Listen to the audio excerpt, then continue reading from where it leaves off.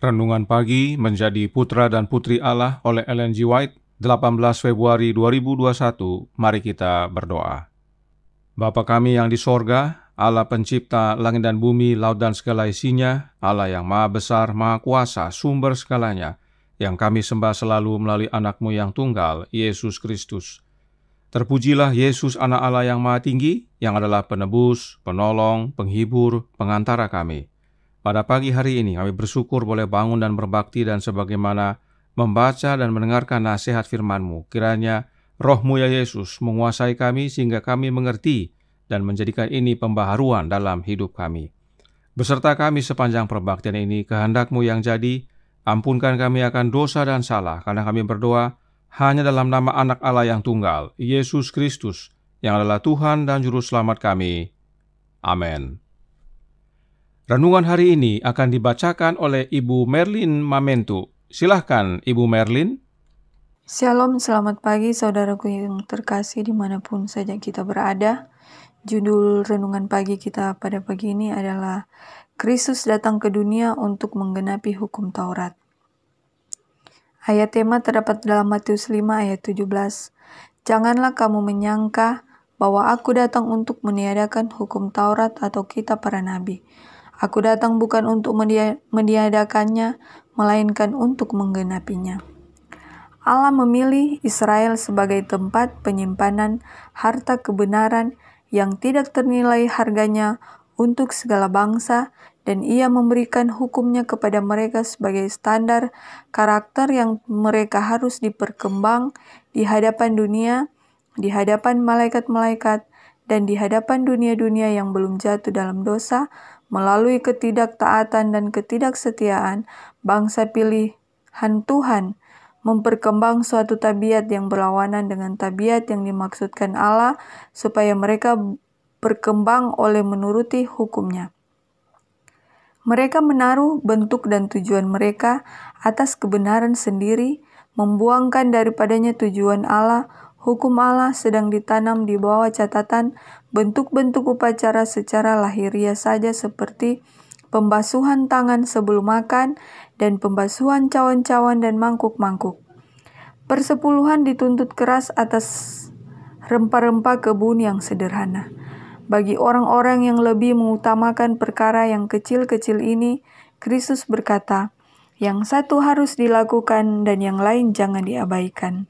Di tengah-tengah segala bunyi suara hiruk-pikuk yang membingungkan ini, perlu seorang guru yang langsung dari alam surgawi untuk berbicara dari bibir yang diilhamkan kepada hati manusia dan menyiarkan segala kebenaran penguji yang begitu penting kepada tiap-tiap orang. Sebagai seorang guru yang diutus Allah, pekerjaan Kristus ialah menjelaskan arti yang sebenarnya dari hukum-hukum pemerintahan Allah, menaruh kembali kebenaran dalam kerangka hukum Allah sendiri. Ia menyebabkan hukum itu bercahaya dalam sinar aslinya yang surgawi. Ia menobatkan hukum-hukum ilahi itu sejalan dengan kebenaran kerajaan kekal, kebenaran yang murni menghasilkan persetujuan Allah, sumber segala kebenaran. Kristus datang bukan saja untuk membenarkan hukum itu di hadapan penduduk dunia ini, melainkan oleh hidup-Nya menetapkan untuk selama-lamanya keabdian hukum Allah. Ia, Allah, tidak pernah membiarkan seseorang yang menyerahkan pemeliharaan jiwanya kepada penjagaannya. Setelah mengasihi mereka karena kasih mereka kepada Yesus, Ia mengasihi mereka sampai kepada kesudahan. Terima kasih. Terima kasih atas penata layanan Ibu Merlin. Tuhan Yesus memberkati. Selamat pagi, saudaraku dalam Tuhan. Nyonya White menuliskan yang berikut ini dalam manuskrip 125 tahun 1901 paragraf 13 yang berkata, di pelataran sorgawi, setan menyatakan bahwa hukum pemerintahan Allah membutuhkan perubahan. Makhluk ciptaan uniknya mau mengkoreksi oknum ilahi yang sempurna, yaitu Allah Bapa. Itu sebabnya dalam artikel yang sama, Nyonya White menyatakan dalam paragraf 14 yang berbunyi, Kristus datang tidak hanya untuk mempertahankan hukum di hadapan penduduk dunia ini, tetapi dengan hidupnya untuk menetapkan selamanya hukum Allah yang tidak dapat diubah. Karenanya, Yesus berkata, "Janganlah kamu menyangka bahwa aku datang untuk meniadakan hukum Taurat atau kitab para nabi. Aku datang bukan untuk meniadakannya, melainkan untuk menggenapinya." Nah, kata menggenapinya memberikan kesan seperti sebelumnya ada lambang, yaitu lambang hukum, dan kemudian Yesus datang untuk menggenapi lambang hukum itu. Apakah demikian? Tentu tidak. Kita baca dalam Selected Messages buku pertama, halaman 239, paragraf 4, yang menjelaskan, hukum moral tidak pernah menjadi lambang atau bayangan.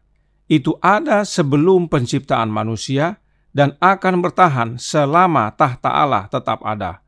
Allah tidak dapat mengganti atau mengubah satu aturan hukumnya untuk menyelamatkan manusia, karena hukum adalah dasar dari pemerintahannya. Itu tidak dapat diganti, tidak dapat diubah, tidak terbatas, dan abadi.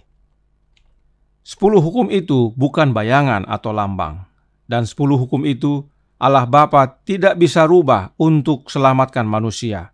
Hukumnya tidak dapat diganti, hukumnya kekal. Lalu mengapa Yesus berkata bahwa Dia datang untuk menggenapinya? Masih dalam buku yang sama dan dalam perikop yang sama, Nyonya White lanjutkan. Selected Messages, buku pertama, halaman 239, masih dalam paragraf 4, yang berkata, agar manusia dapat diselamatkan dan untuk menjaga kehormatan hukum, Anak Allah perlu mempersembahkan dirinya sebagai korban untuk dosa. Dia yang tidak mengenal dosa menjadi dosa bagi kita. Dia mati untuk kita di Kalvari. Kematiannya menunjukkan kasih Allah yang luar biasa bagi manusia dan kekekalan hukumnya. Jadi, untuk selamatkan manusia bukan hukum yang dirubah, tetapi Anak Allah rela mati menggantikan kita untuk menanggung hukuman dosa. Dan oleh kematian Anak Allah ini menyatakan bahwa hukum Allah Bapa itu tetap dan tidak dapat berubah, kekal adanya. Kemudian masih dalam perikop yang sama, Roh Nubuat menyatakan dalam Selected Messages buku pertama, halaman 240, paragraf 2, yang berkata, Kristus menanggung kutuk hukum, menanggung hukumannya, melaksanakan sampai tuntas rencana di mana manusia harus ditempatkan, di mana Dia dapat mematuhi hukum Allah. Artinya ada pemulihan, dan diterima melalui jasa penebus, dan melalui pengorbanannya kemuliaan dicurahkan ke atas hukum. Kemudian kemuliaan yang tidak akan disingkirkan, hukum Allah yang terdiri dari 10 perintah standar kebenarannya dengan jelas terlihat oleh semua orang yang melihat sampai akhir dari apa yang telah diselesaikan. Semua penjelasan ini adalah makna perkataan Yesus saat Dia berkata, "Aku datang untuk menggenapinya." Bukan karena hukum itu lambang, tetapi karena hukum tidak dapat dirubah untuk selamatkan kita, supaya kembali kita bisa hidupkan hukum dengan benar lagi. Jadi, untuk kita dapat menghidupkan hukum itu dengan benar lagi, Yesus harus mati, menggantikan kita agar melalui jasa-jasanya, kita ditempatkan di tempat di mana kita dapat mematuhi hukum Allah. Kita dapat hidupkan dengan benar kembali hukum Allah itu. Dan itu hanya dengan jasa-jasa Yesus. Nah, apakah hubungannya kematian Yesus dengan memampukan kita untuk dapat mematuhi hukum Allah kembali? Alkitab berkata dalam Ibrani 7 ayat 27, yang berbunyi, yang tidak seperti imam-imam besar lain yang setiap hari harus mempersembahkan korban untuk dosanya sendiri, dan sesudah itu barulah untuk dosa umatnya, sebab hal itu telah dilakukannya satu kali untuk selama-lamanya ketika Ia mempersembahkan dirinya sebagai korban. Syarat untuk menjadi imam besar adalah dipilih dari antara manusia dan membawa korban. Nah, Yesus adalah manusia, dan Dia manusia yang telah menang, serta telah mengorbankan dirinya untuk kita. Karenanya, Yesus layak menjadi imam besar kita. Dan pada saat pengurapannya menjadi imam besar kita di sorga, Yesus menerima kuasa roh dari Bapanya, yang dilambangkan dengan minyak pengurapan dalam Ibrani 1 ayat 9. Dan kemudian kuasa roh tersebut Yesus curahkan pada hari Pentakosta kepada jemaat mula-mula dan disebut Roh Kristus atau Sang Penghibur. Roh Nubuat menyatakan dalam Suara Hati Nurani halaman 303 paragraf 5. Pada hari Pentakosta, kesaksian Kristus menyatakan kebenaran, memberitahu kepada orang-orang lain berita keselamatan ajaib melalui Kristus. Dan seperti pedang bermata dua yang menyala-nyala, kebenaran memancarkan keyakinan ke dalam hati manusia. Orang-orang dibawa dalam kendali Kristus. Pada hari Pentakosta, yang memberikan kesaksian tentang kebenaran adalah Kristus, bahwa keselamatan ajaib itu melalui Dia, yaitu Yesus Kristus. Sebab Dialah Juru Selamat kita, yang telah mati dan telah dibangkitkan. Dan karena Kristus yang bersaksi, itu sebabnya Nyonya White menyatakan orang-orang di bawah kendali Kristus. Jadi, pada hari Pentakosta, jemaat mula-mula berada di bawah kendali Yesus Kristus. Nah, bagaimana caranya mereka di bawah kendali Yesus Kristus, padahal Yesus sudah kembali ke sorga? Nyonya White lanjutkan dalam paragraf yang sama. Suara Hati Nurani halaman 303 paragraf 5 menyatakan, Roh Kristus menghidupkan seluruh jemaat karena mereka telah menemukan permata berharga itu. Ini kebenaran penting yang umat Allah perlu pahami, bahwa pada hari Pentakosta yang mengendalikan umat Allah adalah Yesus Kristus dan bukan Allah Roh. Dan Yesus hadir menghidupkan umatnya melalui kehadiran Roh-Nya yang kudus, Roh Kristus. Nah, sebagaimana yang kita sudah pelajari dalam renungan sebelumnya, bahwa untuk dapat menghidupkan hukum Allah dengan sempurna, kita perlu tinggal di dalam Yesus, yaitu dengan menerima secara terus-menerus Roh-Nya yang kudus, Roh Kristus. Inilah hubungannya kematian Yesus dan penurutan akan hukum Allah. Teristimewa, inilah maksudnya Yesus dengan berkata, Aku datang untuk menggenapinya. Inilah wujud kegenapan yang Yesus maksudkan, yaitu agar hukum Allah Bapa dapat kembali kita hidupkan dengan benar di hadapannya, di dalam Dia. Kenapa? Karena Israel jasmani sudah gagal. Sebagai tempat penyimpanan harta kebenaran yang Allah telah pilih, Israel telah gagal. Allah Bapa memberikan hukumnya agar itu menjadi standar karakter umatnya dan dinyatakan kepada seluruh dunia, tetapi Israel gagal. Sekarang inilah bagian kita, Israel rohani, dan tentunya bersama Yesus. Sebab kegenapan hukum ada dalam hidupnya Yesus, dan Yesus telah menghidupkan hukum Allah dengan sempurna dan benar.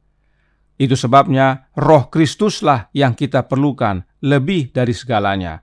Roh Kristuslah yang menghidupkan kita agar kita dapat menghidupkan hukum Allah Bapa dengan benar dan sempurna. Hukum Allah Bapa digenapi dalam hidup kita oleh Yesus Kristus. Tuhan memberkati, saya bawa dalam nama Yesus. Amin. Mari kita berdoa.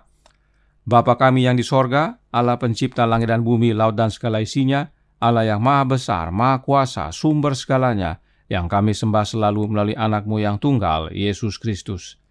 Terima kasih atas pemahaman yang baik sekali bagi kami pada pagi hari ini. Kami mengerti makna Yesus menggenapi hukum pada saat Dia datang ke dunia ini. Bahwa hukum itu tidak dapat diubah, kekal selamanya. Bahkan demi hukum yang kekal itu Dia rela mati menanggung akibat daripada pelanggaran hukum demi kami. Agar kami dapat kembali ke tempat di mana kami dapat menghidupkan hukum itu dengan benar kembali. Dan itu terwujud hanya oleh karena jasanya dan menerima kehadiran Roh-Nya dalam hidup ini. Karenanya, tolong kami ya Bapa, curahkan Roh anak-Mu dalam hidup ini. Kehendak-Mu yang jadi, ampun kami akan dosa dan salah, karena kami berdoa hanya dalam nama anak Allah yang tunggal, Yesus Kristus, yang adalah Tuhan dan Juru Selamat kami. Amin.